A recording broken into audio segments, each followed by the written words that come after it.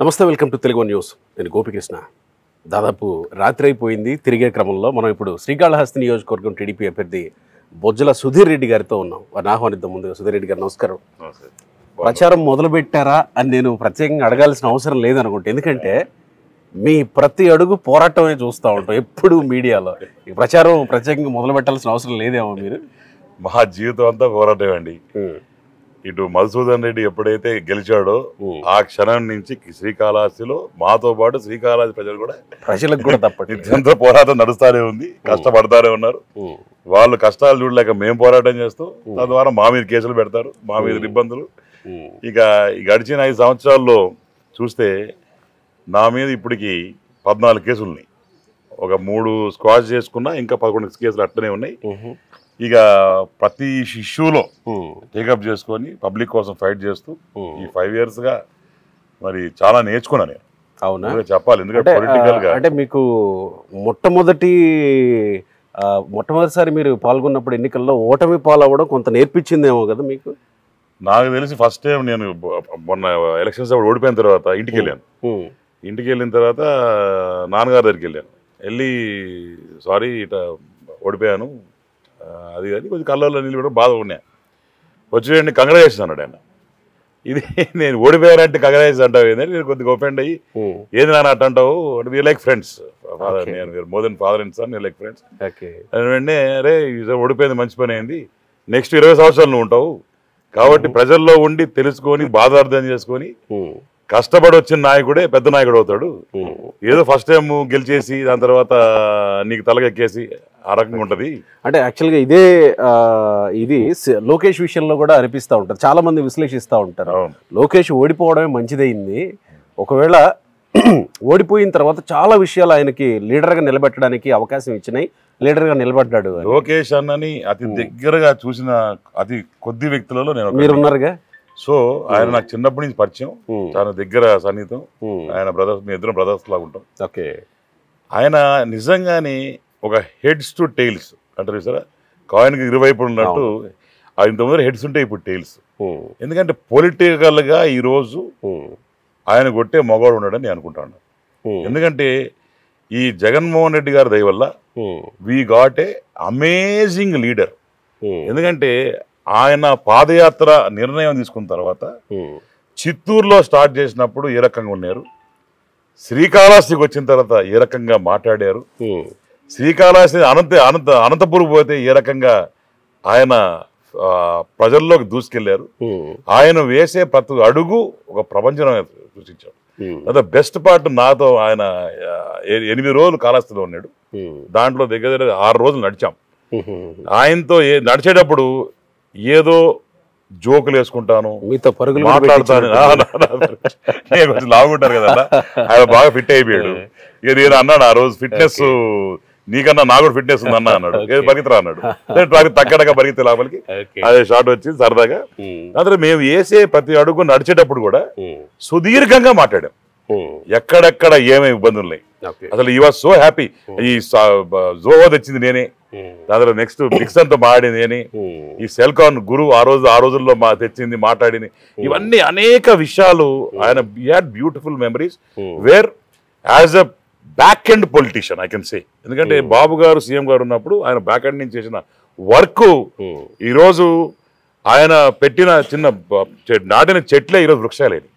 ఆ స్థాయిలో సుధీర్ గారిలో కూడా వచ్చిన ట్రాన్స్ఫర్మేషన్ ఏమన్నా మాట్లాడుకోవచ్చు? డెఫినెట్గా అన్న. ఎందుకంటే నేను బొజ్జల సుధీర్ రెడ్డి ఒక 2.5 years బ్యాక్ ఒక వేరే మనిషి. ఎందుకంటే నేను యుఎస్లో ఉండి పెరిగి హైదరాబాద్లో ఉండి ఆ వాతావరణం, దాని తర్వాత మాకుండే సర్కిళ్ళు, మాకుండే ఇవన్నీ ఒక డిఫరెంట్ లెవెల్లో ఉన్నాయి. దాని తర్వాత 2.5 years క్రితం స్టార్ట్ చేసిన జర్నీ పాలిటిక్స్లోకి డీప్గా పోయే కొద్దీ అసలు ప్రజలు ఎక్కడున్నారు, వాళ్ళు పడే కష్టాలేంటి, ఇతను అసలు ఏమీ డెవలప్మెంట్ చేయకుండా కేవలం డబ్బు సంపాదిస్తే చాలు, అసలు డబ్బు కోసమే పాలిటిక్స్లోకి వచ్చినట్టు ఒక రాజకీయ వ్యభిచారిలాగా పచ్చిగా చెప్పాలంటే ఈ రోజే bloody hard core criminal and A political prostitute. ఇంత పెద్ద మాట నేను ఎందుకంటున్నానంటే ఆయన కేవలం డబ్బు మీద వ్యామోహం తప్ప పేదవాడు అంటే లెక్కలేదు, రైతులు అంటే లెక్కలేదు. ఆఖరికి నేను 96,000 ఇల్లు ఉంటే 84,000 తిరిగాం, నేను నా భార్య ఇద్దరం కలిసి. ప్రతి గడప పోయినప్పుడు ముందు మున్సిపాలిటీ కూడా చెత్త క్లీన్ చేయలేదన్న. మా నాయన వేసిన రోడ్లు ఈరోజు గుంతలు, మా నాయన కట్టించిన ట్యాంకు ఈరోజు నీళ్ళు లేవు, పని చేయటంలే. వేసిన హ్యాండ్ బోర్లు ఈరోజు పని చేయటంలే. కట్టించిన ఇల్లులు కూలిపోయే పరిస్థితుల్లో ఉన్నాయి. చాలా పెద్ద మాట్లాడారు మీ ఎమ్మెల్యే గురించి. కానీ ఎవరైనా చనిపోతే 10,000 ఇచ్చేవాళ్ళు ప్రపంచంలో ఎవ్వరూ లేరు. మధుసూదన్ రెడ్డి ఇస్తున్నాడు. 25,000 ఇళ్ల స్థలాలు ఇచ్చిన వాళ్ళు ఒక నియోజకవర్గంలో ఎక్కడా లేదు. మొత్తం 175 నియోజకవర్గాలు తీసుకున్న మధుసూదన్ రెడ్డి ఇస్తున్నాడు. మధుసూదన్ రెడ్డి సంక్షేమ పథకాల రూపంలో చాలా ఇస్తున్నాడు. సొంత నిధులతోటి నీళ్లు ఇస్తున్నాడు. తొట్టిమేళ్ళ లాంటి ఏరియాస్కి సొంత నిధులతోటి. ఇన్ని చేస్తున్న వ్యక్తిని మీరు అన్ని మాట్లాడారు. మంచి క్వశ్చన్ అడిగావు, ఆన్సర్ సూపర్ ఇస్తా. ఈ నిధులంతా ఏంటి వచ్చినాయి? సొంత నిధులు అంటివి. ఇప్పుడు ఆ రోజు కారులో కూర్చొని బెంగళూరు కూడా పోయలేని పరిస్థితుల్లో ఒక ఓల్వో బస్సులో వాళ్ళ బామ్మరిది ఇక్కడ ఎక్కిస్తే ఆడ దిగి అక్కడ ఎవరో డబ్బులు పెట్టి ఎక్కిస్తే ఈడ దిగేటోడు ఈరోజు చచ్చిపోతే 10,000 ఇచ్చేదానికి డబ్బులు ఏంటి వచ్చినాయి? నెంబర్ 1. నెంబర్ 2, 1,50,00,000 పెట్టి ఇది చేయించారు. అది ఇచ్చింది ప్రైవేట్ వాళ్ళు 10 లక్షలు ఇచ్చినారన్న. దానికి మోటార్లు వేసుకొని ఇతను 1,50,00,000 పెట్టి 1,000 ఎకరాలకి అంట. ఆడ 1,000 ఎకరాలు లేదు, 1,000 ఎకరాలు ఎవరున్నాయి 1,000 ఎకరాలు పోయి చూసుకుంటారట. ఏదో కొన్ని ఎకరాలకి అంటే వ్యవసాయం ప్రధానం అని చెప్తారు. సో అక్కడ ఆ తొట్టంబేడు తెలుగు గంగ దగ్గర ఒక 4 మోటార్లు వేసేట్టున్నాడు 10 లక్షలు పెట్టి. అది 100 ఎకరాలు చేసేసాను డెవలప్మెంట్. నెక్స్ట్ వచ్చేసి ఇంకోటి ఏమడిగారు, కార్లు. ఈరోజు ఆయనకి ఎన్ని కార్లు ఉన్నాయి తెలుసా అన్న? ఒక కారు వర్త్ 1,70,00,000. ఇట్లాంటి 10 కార్లు ఉన్నాయి వాళ్ళ దగ్గర ఉండేవి. ఇవన్నీ డబ్బులు ఎక్కడ వచ్చాయి? గెలిచిన తర్వాత కరోనా టైంలో అన్ని ఫ్యాక్టరీల దగ్గర నుంచి 7 కోట్ల నుంచి 8 కోట్ల రూపాయలు తీసుకున్నాడు. అదేంటి పెట్టిన డబ్బులు ఎంత? 50 లక్షలు 60 లక్షలు పెట్టినాడు. కరోనా టైంలో సేవ చేయడానికి నేను ప్రజల్లో తిరిగాను. ఏమి సేవ అంటే కరోనా టైంలో సేవ చేసి ప్రజలు తిరుగుతారా? కరోనా టైంలో అంటే సంపేదాన్ని తిరుగుతున్నాడా, లేకుంటే ఈయన పబ్లిసిటీ కోసం? ఈవెన్ ఏ రిపబ్లిక్ టీవీ లాంటి వాళ్ళు కూడా co-idiot, who is this fellow who is doing all this nonsense national మీడియాలో వచ్చిన అది గొప్ప అనుకుంటాడు. ఈయన చదువులేనాడు కదా. నేషనల్ మీడియా ప్రజల్లో తిరగడంలో భాగం అది అని అంటాడు కదా ఆయన. అప్పుడు ఏం చేయాలి? ఇక్కడ ఊర్లోనే లేడు, ఎక్కడ ఉన్నాడు, నేను ప్రజల్లో ఉన్నాను చెప్పుకుంటాడు. దానికి కూడా వస్తున్నా పాయింట్ ఏంటంటే, కరోనా టైంలో నేను హైదరాబాద్లో ఇరుక్కోవడం జరిగింది. అవునా? అక్కడ కరోనా టైంలో నువ్వు ఇక్కడ పోయినావా? ఓ కదా. కరోనా టైంలో ఇంట్లో కూర్చో బయటకు పోతే ఇలా బొక్కలేస్తారు, లేకపోతే కాలు తిరగొడతారు. అది తెలిసింది. ఆ మైగ్రేషన్ టైంలో టైమింగ్ ఇచ్చారు. ఎంతో 10 days 15 days టైమింగ్ ఇచ్చారు. నేను హైదరాబాద్లో ఉన్నాను. అక్కడే ఉండిపోయాను. తర్వాత ఈయన ఇక్కడ ఉన్నాడు. ఇక్కడ ఉన్నప్పుడు ఈ డబ్బులు తీసుకొని ఏం చేశాడంటే ఒక పెద్ద ట్రాక్టర్ ర్యాడీ, అందరు పోస్టర్లు, అంబానీ దగ్గర నుంచి ప్రభాస్ పోస్టర్లు, దాని తర్వాత ఇంకో పోస్టర్లు వేసుకొని ట్రాక్టర్ ర్యాలీ అందరికి అంటించాడు. ఇది కాకుండా వాలంటీర్ వ్యవస్థను వాడుకున్నాడు. దేనికి వాడుకున్నాడు? ఇది తీసుకుపోయి సామాన్లు అన్ని తీసుకుపోయి వాలంటీర్ అయ్యేదానికి. వాళ్ళు ఇవ్వరా బాబు అని అంటే మిమ్మల్ని సస్పెండ్ చేస్తా, తీయేస్తా భయపించినారు. వీళ్ళు తీసుకొచ్చిందంటే వందలాంటి మంది వాలంటీర్ చనిపోయారు. దీంతో పాటు ఎవరైతే వారియర్స్ ఉన్నారో అప్పుడు మున్సిపాలిటీ వాళ్ళు గణాంకాలు తీసుకొని ఎంతమంది చనిపోయారు? అప్పుడు ఎవరి వాళ్ళు చచ్చిపోయారండి? ఎవరి వల్ల కరోనా స్ప్రెడ్ అయింది? ఈయన మాత్రం కరోనాలో వస్తే మాత్రం అమరా హాస్పిటల్ కోసం చేయించవచ్చు, బాగుండొచ్చు వాళ్ళ ఇంట్లో వాళ్ళు. మిగతా వాళ్ళ పరిస్థితి ఏంది? అంటే ఆక్సిజన్ సిలిండర్ కూడా ఇచ్చే పరిస్థితి ఉండాలి. సేవ చేస్తూ ప్రజల కోసం గుర్తిస్తున్నారు కదా, అలా కాదు. వాలంటీర్ల విషయంలోనే మీ మీద ఇంత వివాదం నడుస్తున్నప్పుడు మళ్ళీ వాలంటీర్ల సేవలని మీరు ఇలా మాట్లాడడం ఎట్లా వివాదం అంటే ఇక్కడ కూడా మీరు చూడాలా. యాజ్ ఎ జర్నలిస్ట్ ఇది ఒక వివాదం పాయింట్ వచ్చిందంటే ఇతను ఏం మాట్లాడాడు, నేను మాట్లాడింది ఏంటి, అక్కడ వక్రీకరించింది ఏంటి, అక్కడ నేను మాట్లాడిన సెంటెన్స్ మొత్తం అటు ఇటు కట్ చేసేసి నేనేదో జర్నలిస్ట్ స్లీపర్ సెల్స్ అన్నాను, టెర్రరిస్టులతో పోర్చాను, ఈ రకంగా ఒక వక్రీకరించి ఇప్పుడు ఐ న్యూస్కి ఇంటర్వ్యూ ఇచ్చిన దాంట్లో మాట్లాడాను. మాట్లాడినప్పుడు అంటే దానికి వాళ్ళ అనుకూలంగా కట్ అండ్ చాప్ చేసి దాన్ని వాళ్ళకు అనుకూలంగా వాడుకొని దాంట్లో కూడా నేను మాట్లాడింది ఏంది, వీఆర్ నాట్ అగేన్స్ట్ వాలంటరీ వ్యవస్థ. వాలంటరీ వ్యవస్థ మీద నమ్మకాలు ఉన్నాయి. ఇప్పుడు ఒక డాక్టర్, ఫర్ ఎగ్జాంపుల్ డాక్టర్ ఉన్నాడు అనుకోండి, డాక్టర్ చేతిలో కత్తి ఉంటుంది. ఆ డాక్టర్ చెడ్డోడంటే నీ పేగు కోస్తాడు, లేకుంటే నీ కడుపు కోసి నీ కుట్లేసి నేను బాగా బతికిస్తాడు, అంతే కదా. ఆ కత్తి లాంటిది ఈ వ్యవస్థ. ప్రాపర్ గా వాడితే బ్రహ్మాండంగా ఉంటది. ఈయన తప్పుడు దానికి వాడితే ప్రజలు నాశనం అయిపోతారు. అంటే జగన్మోహన్ రెడ్డి గారు ఈ వ్యవస్థని తప్పుడు కార్యక్రమాన్ని వాడుకుంటున్నాడు. దీంట్లో ఉన్న 80% లో దీంట్లో ఉన్న 20% మంది తప్పుడు వాళ్ళు. ఓన్లీ వైసీపీ కార్యలు పెట్టుకున్నారు, వాళ్ళకి డబ్బులు ఇస్తా ఉన్నారు, వీళ్ళని చేసి ఇంట్లో పనుల్లా వాడుకుంటున్నారు అని చెప్పడం జరిగింది తప్ప నేను వాలంటరీ వ్యవస్థకి అగేన్స్ట్ కాదని చెప్పాను. వాలంటరీ వ్యవస్థకి నేను కాళహస్తిలో గెలిస్తే వాళ్ళందరికి కూడా పాలసీ, లైఫ్ పాలసీ అనేది క్రియేట్ చేసి ఇస్తానని చెప్పడం జరిగింది. అంటే మీ అధ్యక్షులు అచ్చెన్నాయుడు లాంటి వాళ్ళు సుధీర్ రెడ్డి గారి వ్యాఖ్యలు ఆయన వ్యక్తిగతం అయి ఉండొచ్చు, పార్టీకి సంబంధించినవి కాదు అని పార్టీ నుంచి ఖండించే ప్రయత్నం చేయలేకపోయారు, మీ వ్యక్తిగతం అని మీ మీద వదిలేశారు. అంటే అక్కడేదో తప్పు ఉన్నట్టు ఆయన ఏమన్నా ఫీల్ అయ్యారేమో కదా. ఆయన ఆ రోజు ఆయన బర్త్డే కొండపైన ఉన్నాడు, జరిగిన రోజు మొన్నే కొండపైన ఉన్నాడు, ఆయన చూసి ఉన్నాడు. ఎవడో మీలాంటి జర్నలిస్ట్, గట్టి జర్నలిస్ట్ వచ్చి మైక్ పెట్టుంటాడు, ఆయన ఏం చెప్తారు తెలియకుండా, ఆయన ఏం చెప్పలేడు కదా. సో వ్యక్తిగత వాసులు నిజంగా మీరు అంటున్నట్టు వాలంటీర్ల మీద ఈ ప్రణాళిక ఉందా? చంద్రబాబు నాయుడు గారు కూడా చాలా సార్లు వాలంటీర్లు మేము వస్తే ఎలా చేస్తామనే ప్రణాళికను ఒకటి చెప్తూ ఉంటారు, మేము తీసేయమని.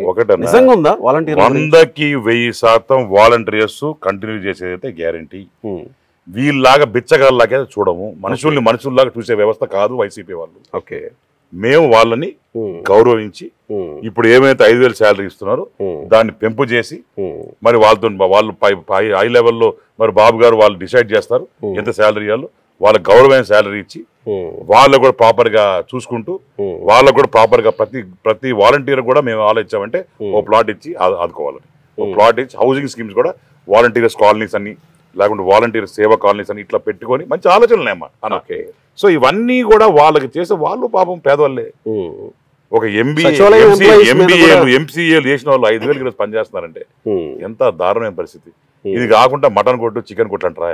అంటే చదువుకున్న వాళ్ళకి ఇన్ని ఫ్యాక్టరీలు తెచ్చిన తర్వాత ఫ్యాక్టరీలో మాత్రం ఇట్లా జగన్మోహన్ రెడ్డి ఇంకా మధుసూదన్ రెడ్డి లాంటి నాయకులు దోచుకోవడానికి ఫ్యాక్టరీస్, అదే ఫ్యాక్టరీల్లో తీసుకుపోయి ఒక లెటర్ ఇస్తే ఉద్యోగం ఇడన్నా, అదే ఫ్యాక్టరీ వాడు ఫోన్ చేసి భయపిచ్చో అడుక్కోను కాలు పట్టుకుంటే ఉద్యోగం ఇడన్నా, పోని ఇతను ఉద్యోగం రావటం లేదు ఎందుకు రావట్లేదు కనుక్కొని వాడు స్కిల్ డెవలప్మెంట్ పెట్టుకొని ప్రోగ్రామ్ పెట్టుకొని వాడిని డెవలప్ చేసుకొని మళ్ళీ ఇప్పిలేమన్నా కొట్టుకొని రైతు బిడ్డను చదివించుకుంటే ఈరోజు ఆ బిడ్డకు ఉద్యోగం రాకపోతే ఈ రైతును బాబు తిండి పెట్టలేని పరిస్థితిలో కొడుకుండి ఫస్ట్రేషన్ కూడా ఇలాంటి frustration is becoming into what they are becoming drug addicts.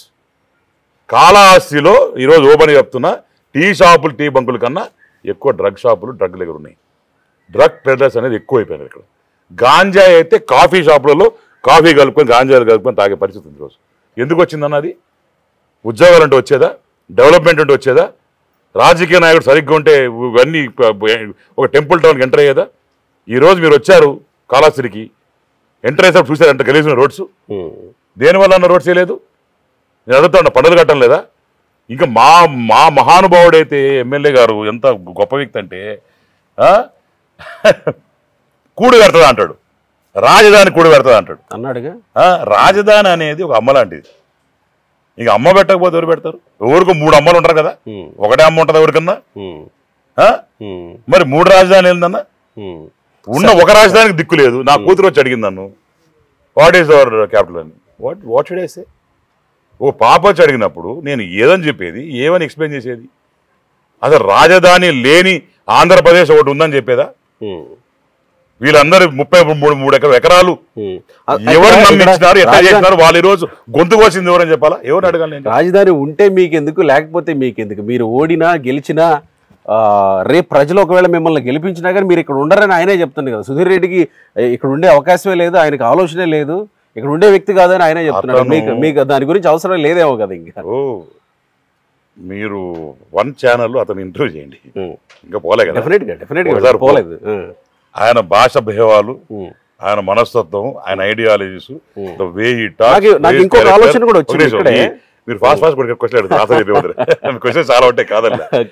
దీంట్లో ఏంటంటే ఒక లోకల్ నాన్ లోకల్. నేను హైదరాబాద్ లో పుట్టిన మాట వాస్తవం, పెరిగిన మాట వాస్తవం. మా ఫాదర్ ఇక్కడ పుట్టిన మాట వాస్తవం, పెరిగిన మాట వాస్తవం. 40 సంవత్సరాలు రాజకీయంగా ఇక్కడ ఏలిన మాట వాస్తవం. ఒక మంత్రికి కావచ్చు, ఎమ్మెల్యేకి కావచ్చు. బొజ్జల గోపాలకృష్ణ అంటే అదొక బ్రాండ్. ఎక్కడ కూడా చెడ్డ పేరు, బ్లాక్ మాకు రాకుండా చేసిన వ్యక్తి బొజ్జల గోపాలకృష్ణ. అట్నే మా తాత గంగి సుబ్రహ్మణ్య గారు, ఆయన కూడా మరి ఇండిపెండెంట్ గెలిచి ఇక్కడ ఎమ్మెల్యేగా ఉన్నారు. ఇంత సుదీర్ఘ రాజకీయం. నేను నా చదువు రిచ్చో లేకుంటే ఇంకో రిచ్చో ఎప్పుడైనా ఇక్కడికి వస్తే హాలిడేస్ రావడం తప్ప ఇక్కడ రాజకీయంగా ఇప్పుడు లేను. ఇక్కడి నుంచి నేను వచ్చిన తర్వాత నేను కంటెస్ట్ చేసేటప్పుడు ఏమి దొరకలే. ఏమంటాడు, హైదరాబాద్ చికెన్ వండుకుంటా అంటాడు, లేకుంటే నాన్ లోకల్ అంటాడు. దీని తప్ప ఏమన్నా మాట్లాడేది నువ్వు నా గురించి చెప్పు. మీ పాస్పోర్ట్ చూస్తే తెలుస్తుందంట. నా పాస్పోర్ట్ మీకేం పని అండి? ఇప్పుడు క్యాష్ పోతే స్టాంప్ వేస్తాడా? అది కూడా తెలియదు బుర్రలోడికి. ఆయన ఎమ్మెల్యే అయినాడు, క్యాసినో పోతే ఒకటి స్టాంప్ వేయడు. నేను వెళ్ళినా క్యాసినోకి, చూశాను. క్యాసినో యూఎస్లో ఉన్నా, చదువుకుంటుంది యూఎస్లోనే, న్యూజెర్సీలో ఉన్నా. న్యూజెర్సీలో ఉన్నప్పుడు క్యాసినో పోయి చూసి వచ్చిన. దానికి పెద్ద ఈయన వక్రీకరించుకోవడం, ఈయన చేసే ఏదో పనులన్నీ చెప్పమంటావా? దిష్టి తీయమంటావా? ఈయన ఏడ గుర్తు చుడుతున్నాడు, ఏమో పని చేస్తున్నాడు, అవి బెటరా? ఇప్పుడు ఏమి ఆధారాలు లేకుండా మీరు చెప్పడానికి అది కాదన్నా. ఇప్పుడు వాళ్ళ ఇంట్లో పెళ్లి కావాల్సిన కూతురు ఒకటి ఉంది, వాళ్ళ వైఫ్ ఉన్నారు, వాళ్ళ కుటుంబ సభ్యులు ఉన్నారు. నేను కూడా పిచ్చిలాగా మాట్లాడచ్చు, నోటికి వచ్చి మాట్లాడచ్చు. నేను ఎప్పుడైనా మాట్లాడానా? నేను I never class my limits, I never go to the family. ఎప్పుడు నేను జీవితంలో ఒక ఫ్యామిలీ అని టార్గెట్ చేస్తే వాడు రాజకీయ నాయకుడే కాదు. నువ్వు మగాడవైతే నాతో మాట్లాడి నాతో చేయి. ఇంట్లో అమ్మలక్కల్ని, అమ్మోళ్ళని, అక్కల్ని, లేకుంటే ఈ అమ్మలక్కలు తిడతా ఉంటే ఎవరు చూస్తూ ఉంటారండి? ప్రజలు కూడా చూస్తున్నారండి. ఇంకోటి క్యాసినో గీసినో అన్నారు కదా, ఇప్పుడు అవును, నేను ఎవ్రీ ఇయర్ నా ఫ్యామిలీతో పాటు, నా అందరితో పాటు, ఫ్యామిలీతో పాటు మేము అబ్రాడ్ పోతాను. నాకు ఒక అలవాట. I always take 20 days or 15 days break in 1 year. That is nothing wrong. నేను కష్టపడతా ఉన్నా, నా డబ్బులతో పోతా ఉన్నా. నేను ఎవరు డబ్బులతో, మసూరు డబ్బులతో పోతా ఉన్నానా? పోయి నేను క్యాసినో ఆడుతున్నానో లేకుంటే ఇంకేం చేస్తున్నానో, ఏడు చూపించమని చెప్పు. క్యాసినో పోతున్నా అన్నాడు కదా, ఏడు ఫోటోలు పెట్టమని చెప్పి ఈయన క్యాసినో నా పక్కన కూర్చొని ఆడినట్టు చెప్తున్నాడు. అవును కదా, అట్టే చెప్పాడు కదా. ఆయన ఎక్కడో ఫోటోలు పెట్టమని చెప్పు. ఆయన నా పాస్పోర్ట్ తీసుకోవాలంట. అమ్మా పాస్పోర్ట్ తీసుకోమ్మా, ఒకసారి చూపించమ్మా, ఇవి ఓవర్ యాక్టింగ్ చేస్తా ఉంటాడు. ఏందంట పాస్పోర్ట్? నేను ఇప్పుడు నేను అమెరికాలో చదువుకున్నాండి, అక్కడ ఉద్యోగం చేసినవాడిని, తీసుకొచ్చినవాడిని. హైదరాబాద్ ఉంటుండే, దుబాయ్లో నా వ్యాపారాలు ఉన్నాయి, హైదరాబాద్ నా రిజిస్టర్డ్ వ్యాపారం ఉంది, కాంట్రాక్టర్ చేశాను. ఇన్ని చేసినవాడికి అంటే కనీసం పోయి ఇక్కడ శ్రీలంకకో లేకుంటే ఇంకో దగ్గర పోరా, అంత స్తోత ఉండదా? అంటే ప్రజలు ఎట్లా చూస్తారు దీన్ని? ప్రజలకి ఏమైనా సంబంధం ఉందా? అసలు ప్రజానీకానికి, పాలిటిక్స్ కి నా పాస్పోర్ట్ కి ఏం సంబంధం అన్నా? మీరు ఏం చేశారు? తప్పు చేసేసినట్టు వీడు ఏమంటాడు? ఏమి దొరక ఇవన్నీ. లాస్ట్ టైం ఏమైంది తెలుసా? ఎలక్షన్స్ అప్పుడు మా అమ్మగారు వచ్చి టెంపుల్లో ఏదో దీపాలు ఎత్తకపోయారని చెప్పినాడు. అసలు ఏ దీపాలు, ఎక్కడ దీపాలు ఎత్తకపోయింటే పలానా ఫోటో చూపించాలా, పలానా లాగ్ బుక్ లో ఈ దీపం ఎత్తకపోయారని చూపించాలి. అవును కదా. అప్పుడు ఏదో జగన్మోహన్ రెడ్డి వేవ్ నడుస్తుంది, అతను చెప్పాడు, ఏదో విన్నాడు, ఒకడు ఓడిపోయినాడు కదా అని చెప్పి సింపతిలో ఉన్నాడు. జగన్ మీద సింపతి ఉంది, కొట్టుకొచ్చినాడు. ఇప్పుడు చెప్పమని చెప్పి రోడ్డు మీద కొడతారు, పిచ్చి మాట. నేను అదే అంటున్నా, ఇలాంటి వ్యక్తి తిమ్మిని బొమ్మిని చేయగలిగిన వాడు, లేకపోతే మాటల్లో అందరినీ ఆకట్టుకోగలిగిన వాడు, నాకు తెలిసి తెలంగాణలో మల్లారెడ్డి లాగా కనబడుతూ ఉంటారు. అంటే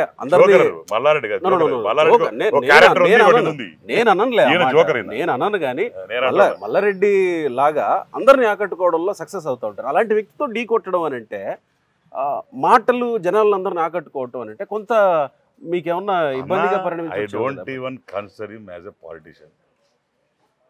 His character is cheap. The way he talks is cheap. The way he presents is cheap. అలాంటి వాడి గురించి మాట్లాడడం కూడా ఇది వేస్ట్. ఎందుకంటే ఒకవేళ నా పద్ధతి ఆపోజిషన్ ఎవరైతే ఉన్నారో అతను డెవలప్మెంట్ చేసినా, లేకుంటే మంచి పని చేసినా, ప్రజలకు మంచి చేసినా, ఇంకోటి చేసినా మాట్లాడితే ఢీ కొడతా.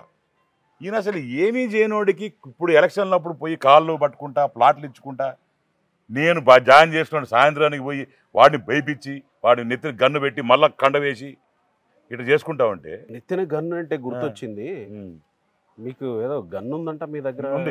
15 సంవత్సరాలు ఏంది గన్ను ఉంది? ఎందుకు అని అంటున్నా? నా ప్రొటెక్షన్ కోసం. ఇప్పుడు నీ బరోడు వచ్చి పొడిచాడు అనుకో, కాల్చేదానికి గన్ను ఉంటుంది. దేనికని గన్ను ఎందుకండి? అదేం ప్రశ్న అండి? అదే మరి గన్ను ఎందుకు ఉంటుంది?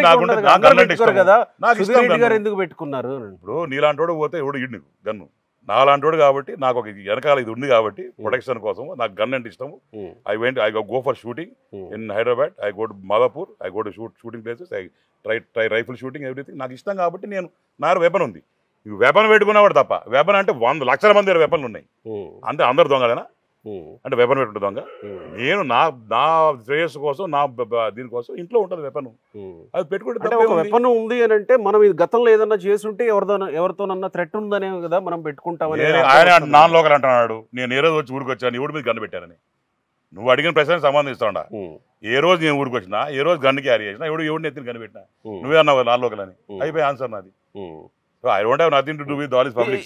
They have a character and this thing. So చెప్పండి. ఇవి నడుస్తుంటాయి కానీ శ్రీకాళహస్తి అభివృద్ధికి సంబంధించి ఎవరేం చేశారు, ఎవరేం చేయాల్సి ఉంది, ప్రజల సమస్యలు ఏంటి, ఇవి పెద్దగా చర్చల్లోకి రావు. ఎందుకు? ఎందుకంటే ఆయనకి నేను నన్ను తిట్టే పని. ఇంకా నేను మీరు కూడా తిడుతూ ఉంటారా? ఆబ్వియస్లీ తిట్టాలా, నేను అపోజిషన్. నేను ఎమ్మెల్యే కాదు ఇక్కడ, మధుసూదన్ రెడ్డి ఎమ్మెల్యే. నేను ప్రశ్నించే హక్కు నాకుంది. ఇన్ని రోజులు శ్వేతపత్రం రిలీజ్ చేయమన్నా, ఇప్పటికి 130 సార్లు చెప్పున్నా. వీళ్ళందరూ కలిసి డాన్స్ వేస్తాడు ఎవరు వచ్చిన ప్రెస్ ముందర. శ్వేతపత్రం అంటే ఆగో 2 డేస్లో బుక్ రిలీజ్ చేస్తాడు. ఏమే 5 సంవత్సరాలే. మొన్న ఎవరో వాళ్ళ పిఏ ఎవరో పోయినారంట. పోయి సార్ అదేదో సుధీర్ రెడ్డి గారు అడుగుతున్నారు, డిమాండ్ చేశారు ప్రెస్ మీట్లో, శ్వేతపత్రం రిలీజ్ చేయమంటే ఎవరు శ్వేత అడిగాడంట. శ్వేతగా సార్, శ్వేతపత్రం అంటే రాసి ఎవడోడు ఏమేమి లెక్కలు ఇవ్వాలి, ఎక్కడెక్కడ ఏమేమి ఖర్చు పెట్టినారు, ఎక్కడ జరిగిన విషయం చెప్తారా సార్. మొత్తం టౌన్లో ఎవరిని అడగండి చెప్తారు. ఇట్టా మనిషికి ఆయన ఎమ్మెల్యేకి ఎట్ట చేసినారో జనాలు పాపం తెలియక ఎట్లా ఓట్లు చేసి ఈ నాన్ లోకల్ వ్యక్తిని తీసుకొచ్చి ఇక్కడ గెలిపిస్తే ఆయన రేపు గెలిచిన తర్వాత కూడా ఉండడు. నేను లోకల్, నేను ఇక్కడ ఉంటా, నేను ప్రజలతో ఉంటాను చాలా కాన్ఫిడెంట్గా చెప్తున్నాడు కదా ఆయన. చెప్తాడు, చెప్పకపోతే పోతాడు. మరి చెప్పినా పోతాడు, చెప్పపోయినా పోతాడు. కానీ చెప్పి చూద్దాం ఉంటానేమని. ఆ కాన్సెప్ట్స్ ఉన్నాయి వాళ్ళకి. ఇప్పుడు ఈయనకని తెలియలే. ఆ పక్కన పీకే టీం అంటే టీమ్స్ రిషి అని ఉన్నాడు అబ్బాయి. ఆ అబ్బాయి బాగా తెలివైనవాడు, ఐఐటి చదివాడంట, ఐపాక్ టీమ్. సో వాళ్ళు ఇచ్చిన ఫీడ్బ్యాక్లు ఏం ఆడది చేత కాదు ఇలాంటి ఏం చెప్తాడు నా గురించి. మీరు చెప్తున్నారు కదా ఇంతమంది, ఇప్పుడు 30 నిమిషాలు ఇంటర్వ్యూ చేస్తున్నారు, లోకల్ నాన్ లోకల్. దాని తర్వాత ఏమన్నాడు, గన్ ఏది అడిగినావు, నాకు సెక్యూరిటీ కోసం పెట్టిన గన్, అది ఎప్పుడు నాకు ఉంటుంది, ఎప్పుడు లాకర్లో పడి ఉంటుంది, దాని గురించి అడిగితే అది కూడా ఎందుకు అడిగావు, మొన్న ఏదో అనేది కామెంట్ చేశాడు కాబట్టి. ఇంకొకటి ఏదో అడిగారండి, క్యాసినో. ఈ తప్ప నా గురించి ఏమైనా చెడ్డం ఆడారా?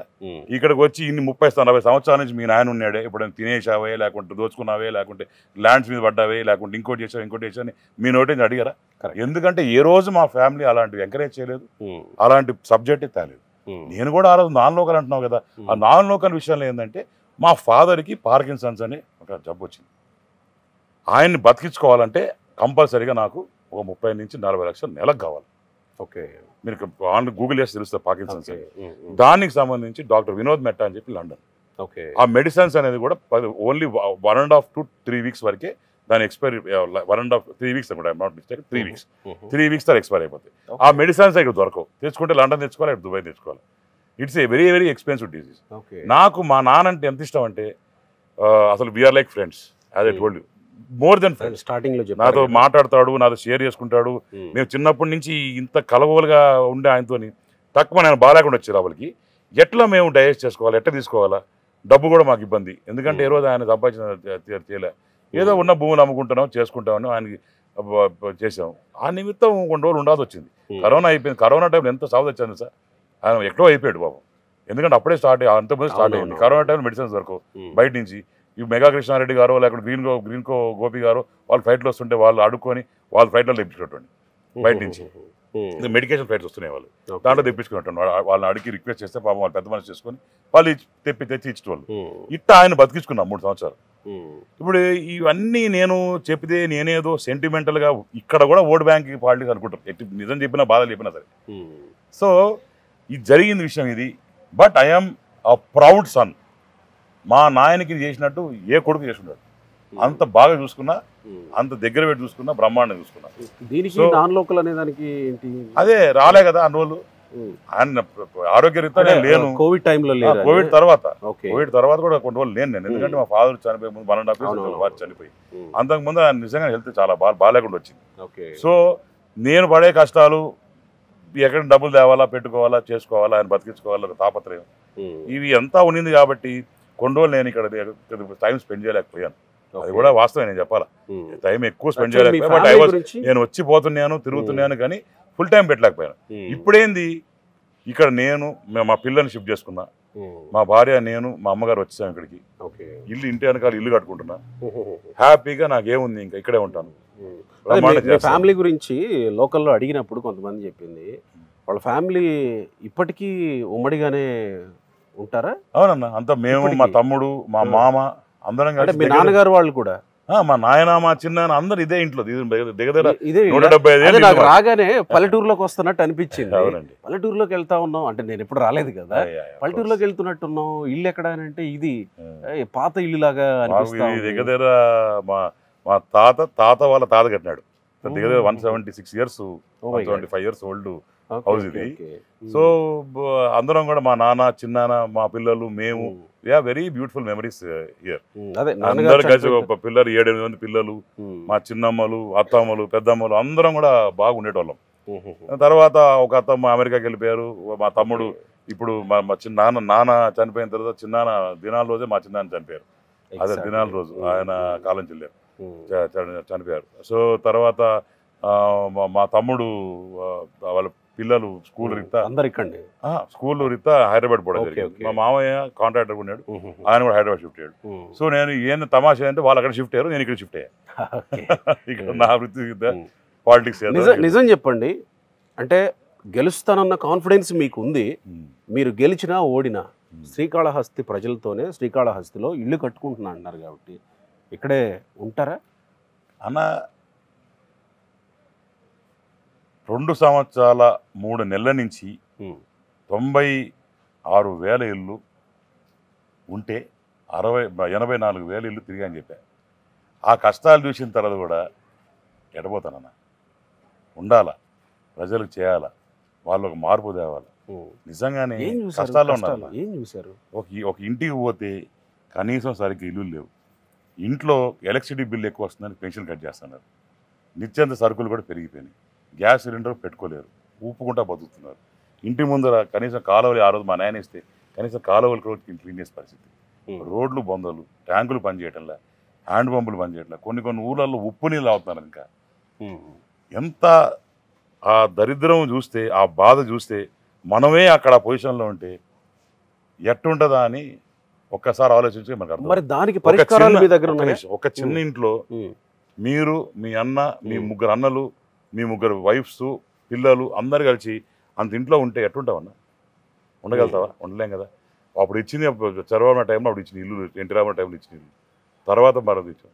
సో వాళ్ళకు ప్రాపర్గా ఫెసిలిటేట్ చేయాలి. వాళ్ళ అన్నదమ్ములు పెద్దోళ్ళు లేరు, వాళ్ళకి మళ్ళీ ఇల్లు ఇవ్వాలి. ఇప్పుడు వీళ్ళు ఇచ్చారు జగనన్న కాలనీస్ అని చెప్పి ఇచ్చారు. ఆ జగనన్న కాలనీ చూసేవాడిని ఎప్పుడన్నా? ఒక రోడ్డు లేదు, పటా లైట్లు వేసేసినారు. వర్షం పడితే ఇంతలా ఎత్తు నీళ్లు గట్టిగా పోయి నీకు బాగానే మజులు బాయ్ లాగా ఉన్నావు, గట్టి కొడితే పడిపోద్ది ఇల్లు. గట్టిగా కొడుతుంది పోతా ఎట్టి దారే, ఇక్కడి నుంచి 1 కిలోమీటర్ 2 కిలోమీటర్ ఉంటుంది, గట్టిగా అడుగుతాయి పడిపోతాయి. ఇట్ట ఒక ప్లాటు 30 మంది ఇచ్చినారు. అంటే ఇప్పుడు మేము ఇచ్చామని వాళ్ళు చెప్పుకుంటున్నారు, మీరు టిట్కో ఇళ్ళు పూర్తి చేసామని చెప్పుకుంటున్నారు, ఇచ్చామని చెప్పుకోలేకపోతున్నారు. అదే కర్మ కదా. పూర్తి చేసి దాంట్లో మినిమం కొన్ని repairs, pipe lines, drainage pipe lines కొన్ని చేయాలంతే. అన్ని రెడీ అయిపోయినాయి, వెళ్ళి చూడొచ్చు, నేను చెప్పేది కాదు. ఆడికి పోయి ఆ డ్రైనేజ్ లైన్స్ వేసి ఇచ్చేసి ఉంటే ఈరోజు 7,350 ఇల్లులు ఊరినే పడున్నాయి అన్నాడా. సరే దేవుడు మాకు రాసిపెట్టింది, నేను వచ్చిన తర్వాత ఇద్దామని. నేను వచ్చిన కరెక్ట్గా 4 నుంచి 6 నెలల మొత్తం పనిచేస్తా, మొత్తం పంచుతా. దాంట్లో వైసీపీ నాయకులకు కూడా ఇస్తా. ఎవడైతే పేదోడు ఉన్నాడో వాడికి పార్టీ అంటకూడదు. పేదోడు పేదోడే, అవును కదా. అతను జీవితంలో మార్పు తేవాలా. వైసీపీ కావచ్చు, కాంగ్రెస్ కావచ్చు, జనసేన కావచ్చు, బీజేపీ కావచ్చు, తెలుగుదేశం కావచ్చు, పేదోడికి రైతుకి ఎప్పుడు కూడా కులము పార్టీ అంటకూడదన్న. వాడిని ఎట్లా పైకి తీసుకురావాలా, ఎట్లా తీసుకొచ్చి ఒక స్టేజ్లో పెట్టి ఆయన లైఫ్ని ఎట్లా బ్యూటిఫై చేయాలనేది కాన్సెప్ట్. సో ఇప్పటివరకు మీరు చాలా కష్టాలు చూశాను. ప్రజలతో 93,000 ఇళ్ళు ఉంటే వాటిలో దాదాపు 70% పైగానే 90% అయిపోయింది. సో ఆ కష్టాలకి పరిష్కారాలు మీరు ఏమన్నా మేనిఫెస్టో రెడీ చేసుకున్నారా? అన్న నేను ఏ ఊరికి వెళితే ఫస్ట్ ఒక ఇంటికి వెళ్ళాను అనుకోండి, ఇంటికి అక్కడ ఫస్ట్ నేను నడిచేటప్పుడు చూస్తా ఆ ఇల్లు ఎట్టుందని. రెండోది నేను గమనించే స్ట్రీట్ లైట్, పోతా స్ట్రీట్ లైట్ చూస్తా. మూడోది కింద చూస్తా కాలువలు ఏం పరిస్థితి అని.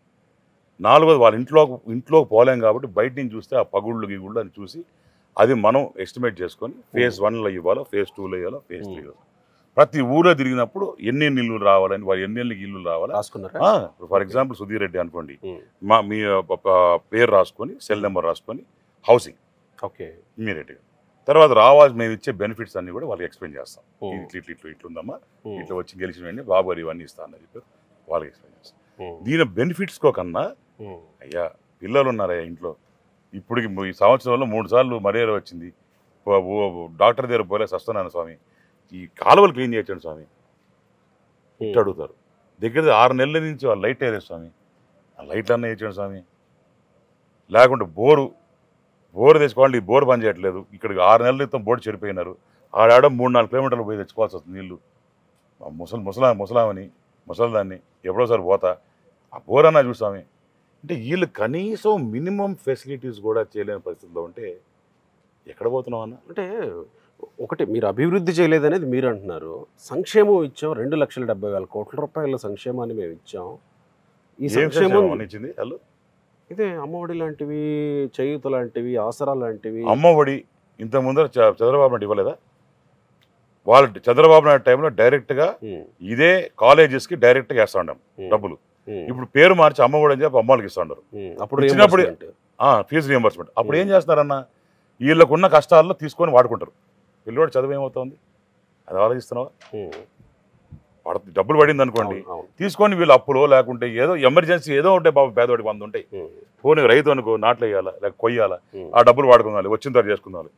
డబ్బులు రావు, పోయా డబ్బులు అక్కడ రైతు నష్టపోతాడు. పిల్లోడు భవిష్యత్తు అటు కాకుండా డైరెక్ట్గా కాలేజ్కి వేస్తాడు. ఇక్కడ కాలేజీలో పిల్లోడికి ఎంబారిస్మెంట్, కట్టలేదని ఇంకా కట్టలేదు. అందరి ముందర పోరా నువ్వు కట్టలేదంట, కట్టుకున్న తర్వాత మాడదాం దెబ్బ ఆడ చేస్తావు. కాలేజ్కి ఏముందన్నా, వాళ్ళ బాబు నడపాలా, ఈ ప్రెషర్ పడుతుంది. అంటే నా ప్రశ్న ఏంటంటే, ఇంత సంక్షేమం చేస్తుంటే అంత సంక్షేమాన్ని కాదని నేరుగా అకౌంట్లో వచ్చి డబ్బులు పడుతుంటే దాన్ని కాదని మీరు చెప్తున్న స్ట్రీట్ లైట్లు, డ్రైనేజ్ సమస్యలు, ఇళ్ళు, వీటన్నిటి వైపు లేకపోతే బొజ్జల సుధీర్ రెడ్డి గారి వైపు చూస్తారా జనాలు అని అంటున్నాను. ఇప్పుడు స్ట్రైట్గా అకౌంట్ డబ్బులు పడతాండి, ఇంకొక ద్వారా అకౌంట్ డబ్బులు తీసుకుంటాడు.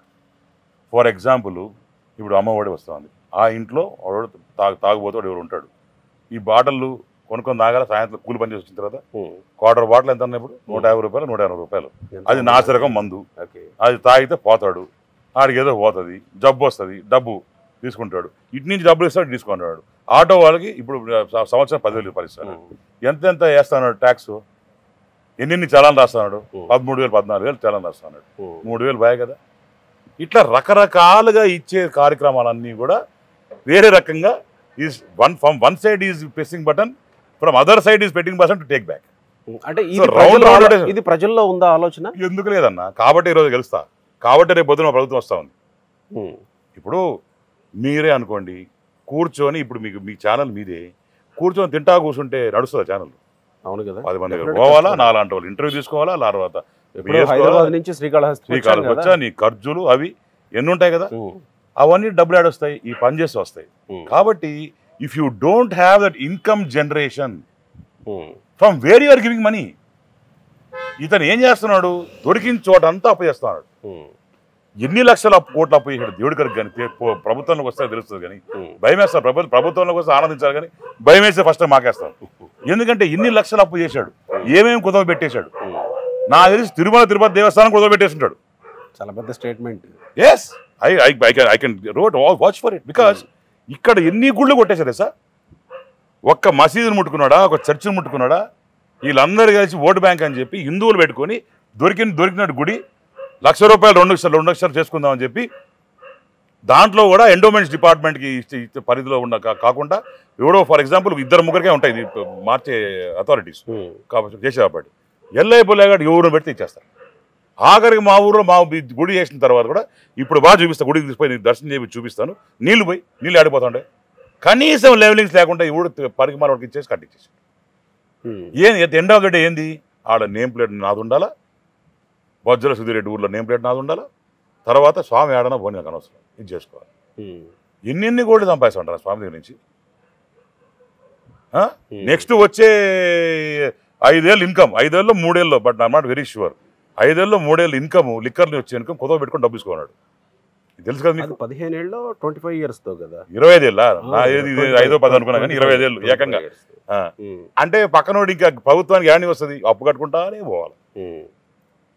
అదే ఈ రకంగా రిలయన్స్ వాడు ఉన్నాడు. ఒకేసారి ఒక్క మాట చెప్పు, రిలయన్స్ వాడు ఉన్నాడు.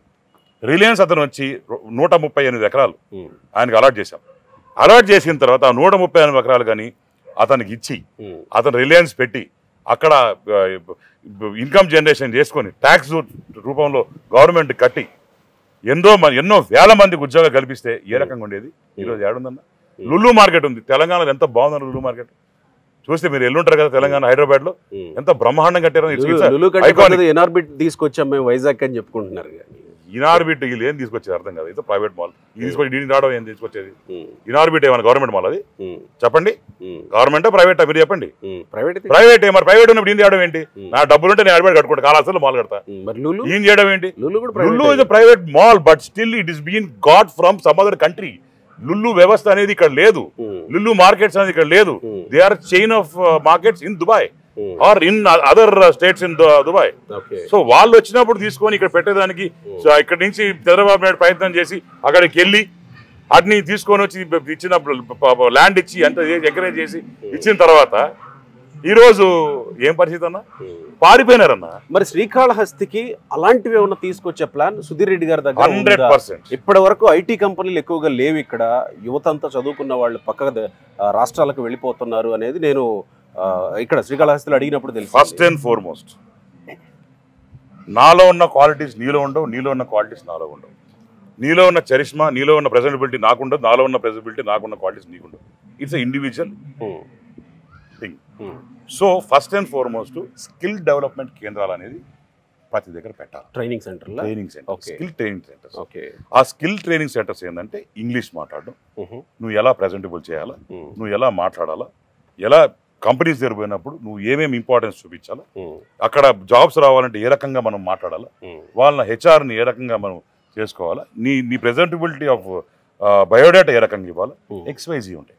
ఇవన్నీ కూడా ట్రైనింగ్ ఇస్తాం. పర్సనల్ పెడతాం. అన్ని రాసుకున్నా. నా ప్రణాళికలన్నీ చాలా డీప్ ఉంటాయి. నేను చాలా ముందుగానే ఆలోచించుకుంటా. దాని తర్వాత ఈ కంపెనీస్ అనేది తెచ్చినప్పుడు చంద్రబాబు నాయుడు గారు బాబు వస్తే జాబ్ వస్తుంది అన్నారు. బాబు వచ్చారు, జాబ్ వచ్చింది. తర్వాత ఎందుకు జాబ్ పోయినాయి? బికాజ్ ఈ ఎమ్మెల్యే ఎవరైతే ఉన్నాడో అన్ని కంపెనీస్ వాళ్ళకి భయపించి అతనికి పన్ను కట్టాలి. ఎవ్రీ మంత్ ప్రతి కంపెనీ నుంచి 10 లక్షలు, 20 లక్షలు, 50 లక్షలు ప్రతి ఎన్ని కంపెనీస్ దగ్గర ఇక్కడ 78 కంపెనీలు, 76 కంపెనీస్ ఉన్నాయి. చిన్న చితక పెద్ద అన్ని కంపెనీలు కలిపి అన్ని ఫార్మా ఉంది. దాని తర్వాత టైల్ ఇండస్ట్రీస్ ఉన్నాయి, దాని తర్వాత మొబైల్ ఇండస్ట్రీస్ ఉన్నాయి. ఇవన్నీ కలిపితే ఇతనికి కోట్లు వచ్చే పరిస్థితి. సో ఇతను నీ జీవితం ఆడిపోతే నాకెందుకు, నాకు డబ్బులు వస్తాయి కదా, అది తీసుకొని హ్యాపీగా ఉంటా కదా. నెక్స్ట్ గెలుస్తానో లేదో, పాతకాలంలో అప్పులు చేసినా, అందరినీ రౌడీజం చేసినా, అవన్నీ వదిలేసి హ్యాపీగా డబ్బు సంపాదించుకొని ఎడగని పోదాం. ఈ కాన్సెప్ట్లో ఉంటే ఇంకా డెవలప్మెంట్ క్వశ్చన్ ఎక్కడ ఎవరికన్నా ప్రాపర్గా చేసి 100% నేను వచ్చిన తర్వాత పూర్వం ఏ రకంగా బాబు గారు చెప్పారు 33% లోకల్ రిజర్వేషన్ చేయాలి. నేను 75% కాదండి, 33% లోకల్ రిజర్వేషన్ ఫర్ ఎంప్లాయీస్. ఎందుకంటే ఇక్కడ ఉన్న మోస్ట్ ఆఫ్ ద ఎవరైతే ఉన్నారో వాళ్ళు బయట నుంచి వచ్చిన వాళ్ళు. ఇప్పుడు సింగపూర్ కావచ్చు, చైనా కావచ్చు, ఆ కంపెనీస్ వాళ్ళు ఉంటారు. డిక్సన్ అనుకోండి, వాళ్ళకు స్టాఫ్ కొంతమంది ఉంటారు. దాని లోకల్ స్టాఫ్ లో మన వాళ్ళు పెట్టుకోవాలి. ఇప్పుడు 70% చేసి వాడాడిపోతాడా? అట్టగా చెప్పేది. ఇదే 70% అంటే ఇది రాంగ్ వెళ్తుందేమో కదా జనాలు. ఏం పోదు, ఏమో 1% కూడా ఇట్లా ఇడు, 1% కూడా ఇట్లేదు జనాలు. 75% చెప్పిన వాళ్ళు 1% కూడా ఎవడికి ఇస్తున్నా జాబ్స్ పోయి అటా తిరుగుబో మైక్ ఎత్తుకొని ఎంతమంది జాబ్స్ వచ్చినాయో. నేను చెప్తాను 33% రిజర్వేషన్ కాళహస్తి వాళ్ళకి ఇవ్వాల్సిందే. ఆ ఫ్యాక్టరీస్ కాలర్ పట్టుకుంటానో మాకు అనవసరం, కానీ ఇక్కడ లోకల్ వాళ్ళకి ఇవ్వాలి. వాడు నిజంగానే పనికిరాడు ఉంటే వాడిని తీసుకొచ్చి స్కిల్ డెవలప్మెంట్ చేర్చి వాళ్ళకి ఏమేమి కావాలో వాళ్ళకి ట్రైనింగ్ ఇచ్చి మనమే భోజనాలు పెట్టి మనమే ప్రాపర్గా చేసి వాళ్ళకి మినిమల్ ఛార్జెస్ కూడా ఛార్జ్ చేయాలి. ఎందుకంటే ఈ ఛార్జ్ చేయలేదు అనుకో, వచ్చి సోమవారం పోతా రోజు తినిపోతాడు. అటు కాకుండా వాడు మినిమం ఛార్జ్ చేసి వాళ్ళు రెస్పాన్సిబుల్ తయారు చేసుకొని తీసుకొని మళ్ళీ అప్పగిస్తాం. కంపెనీలో మళ్ళీ ప్రెజెంటబుల్ చేస్తాం. Then you might get a job. దాని తర్వాత దిస్ లైఫ్ విల్ బికమ్ మీరు యువకులుగా రాజకీయ అరంగేట్రం చేసి వచ్చి ఉన్నారు కాబట్టి మీకు ఇంకా రాజకీయం చేయడానికి చాలా కాలం ఉంది. 30-40 ఏళ్ళు మీరు రాజకీయాల్లో ఉంటారు.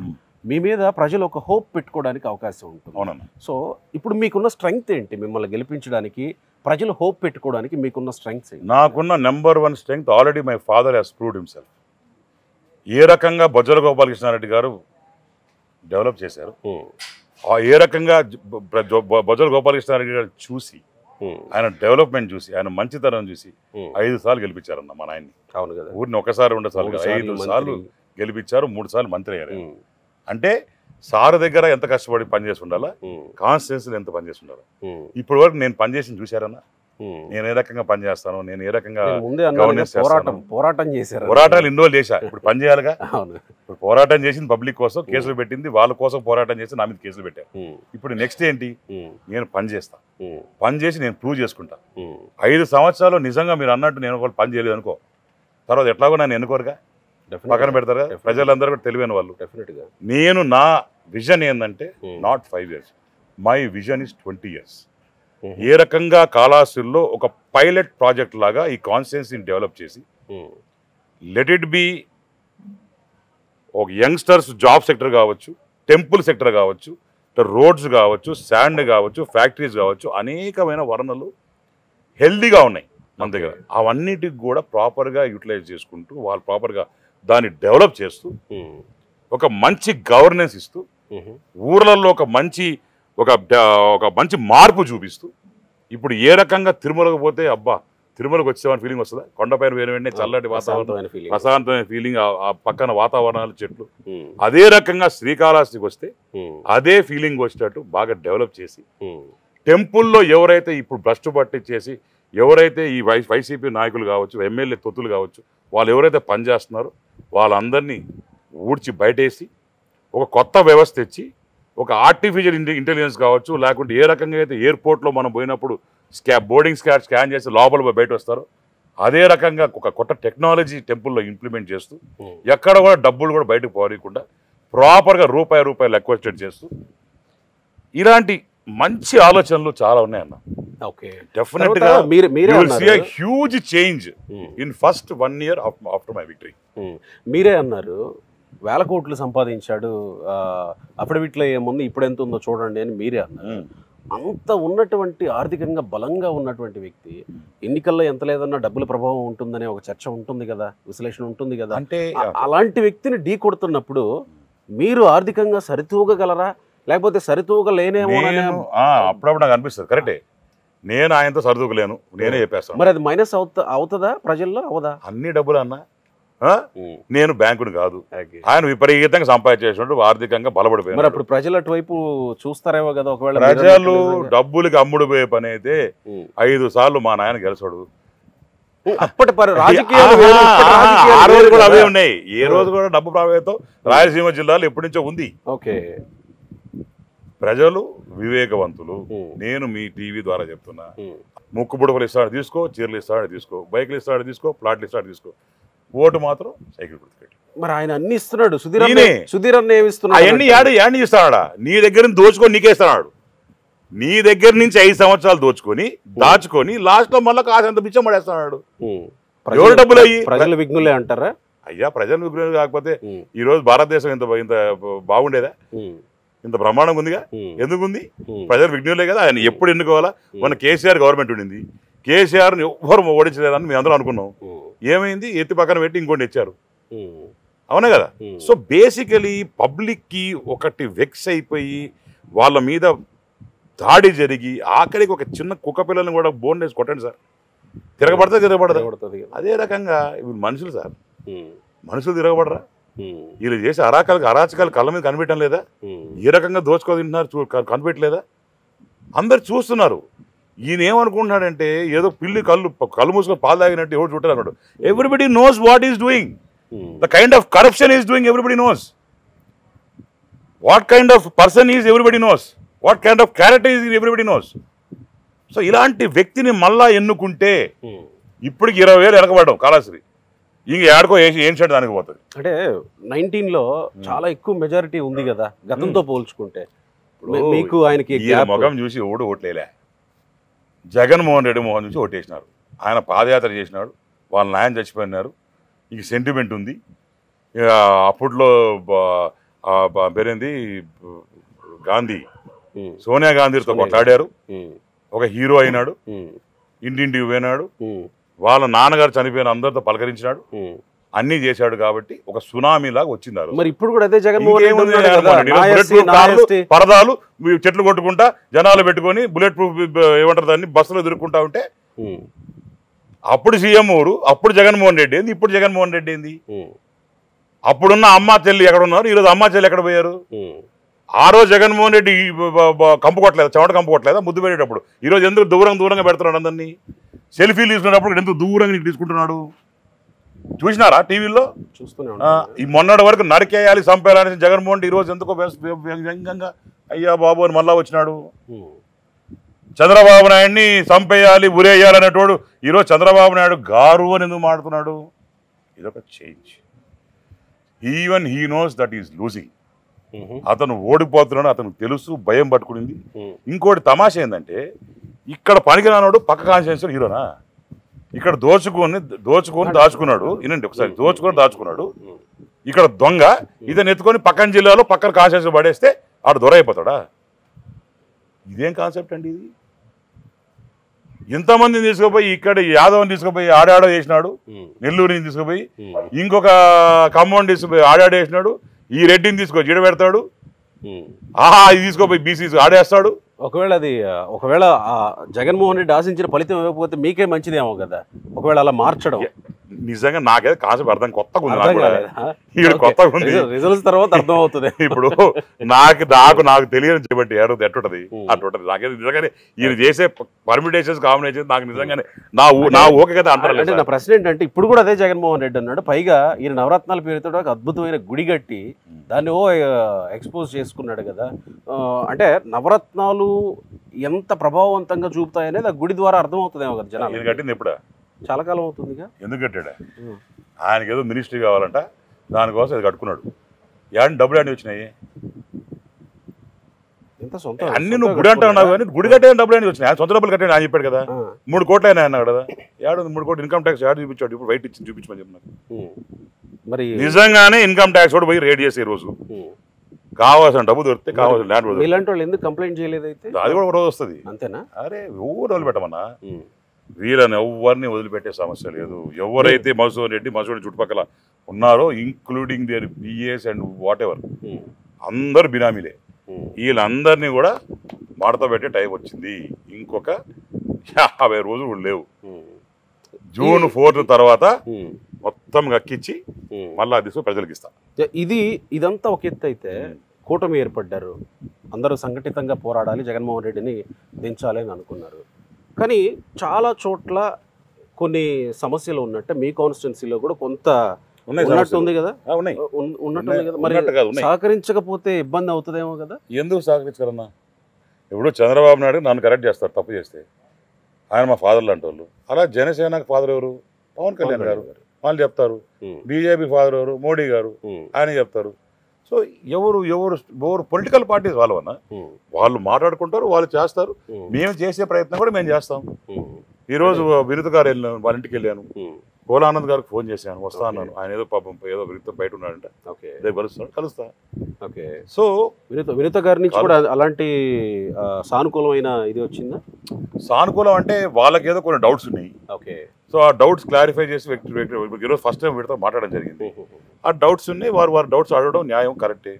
సో ఆ డౌట్స్ అనేది పై హైకమాండ్ మాకు చెప్పుకోవాలి. మేము మా పార్టీ ఆఫీస్ కానీ మా లోకేష్ అన్న కానీ చెప్పి వాళ్ళతో మాట్లాడుకొని వాళ్ళకి ఒక భరోసా ఇచ్చి అక్కడి నుంచి స్టార్ట్ అవుతాం. But we will definitely work in a good platform. Together we will make a change. Pawan Kalyan garu అంటే నాకు చాలా ఇష్టం. ఆయనకున్న ఐడియాలజీస్, మోడీ గారికి ఉన్న సత్తా. మోడీ గారు ఊరిని ఇన్ని రోజులు పీఎంగా లేరు. ఆయనకున్న విజన్ అంటే it's a fantastic vision. So వాళ్ళకున్న ఇది తీసుకుంటూ, మోడీ గారు ఉన్న ఇది కాన్సెప్ట్ తీసుకుంటూ, మన పవన్ కళ్యాణ్ గారికి ఉన్న attitude and also the way he talks, the way he approaches people, the way he is fighting against then evil has impressed me a lot. So definitely I'm a big fan of his Pawan Kalyan garu. And of course my brother. Okay. Lokesh Garu. He was always supportive to me. And he is always my brother. We are like brothers till my last death. మా father ఏ రకంగా అయితే మరి Telugu Desam party కోసం పుట్టి తెలుగుదేశం పార్టీలో పెరిగి Telugu Desam party Chandrababu Naidu కోసం చనిపోయారు. నేను కూడా ఈరోజు మాటిస్తాను, సుధీర్ రెడ్డి అనేటోడు ఏ పార్టీ వైపు చూడడు. నేను పుట్టింది లోకేష్ కోసం, పెరిగేది లోకేష్ కోసం, చచ్చిపోయి కూడా లోకేష్ కోసమే. ఆయన సీఎం చేస్తా, అక్కడి నుంచి ఆయన మంచి స్థాయిలో ఉండేటట్టు మేము కష్టపడతాం. రైట్ అన్న, all the very best. Thank you అన్న, థ్యాంక్ యూ. Thank you.